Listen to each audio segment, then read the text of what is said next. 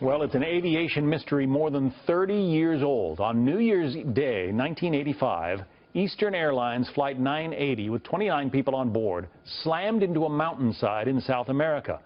The Boeing 27 was en route from Paraguay to Bolivia when it crashed in the Andes, killing everybody.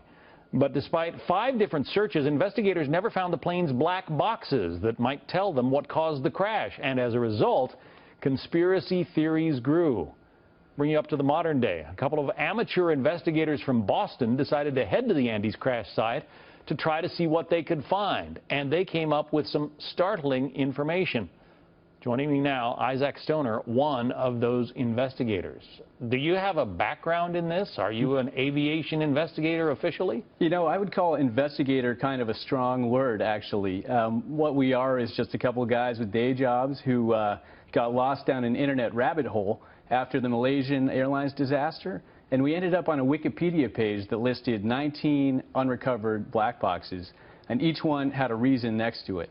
So first of all, we're looking at that list, and we're like, wow, this is really tough. These families never got any closure. They don't know what caused the crash, and most of these crashes are in deep water. There was one that stood out to us.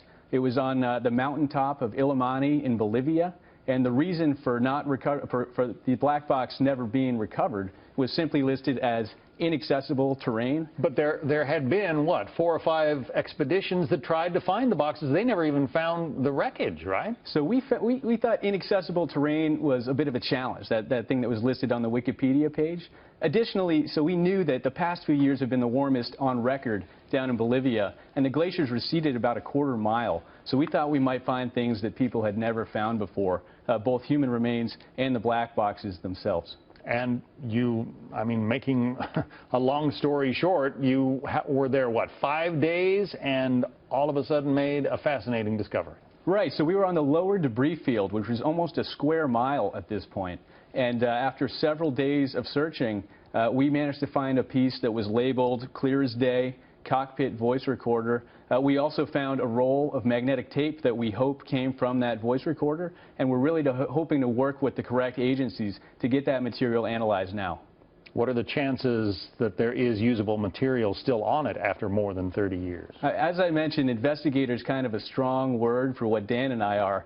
So we're just completely crossing our fingers and hoping that there is usable data on that tape today. We know at least it's been kept cool on the top of the mountain for the past 30 years. You also found, sad to say, human remains, which nobody else to this date had found. Why?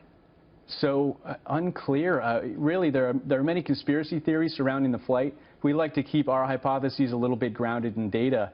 And I think just the fact that the crash was up so high and so much snow was dumped on this crash site is the reason the bodies were never found. Yeah. So we unfortunately had the responsibility of giving these remains a proper burial. We marked the GPS coordinates, and hopefully some real investigators can follow us up the mountain now. People can read about it in Outside magazine because one of their reporters went along with you. Isaac Stoner, congratulations. It's quite a story. Thanks. Thank you.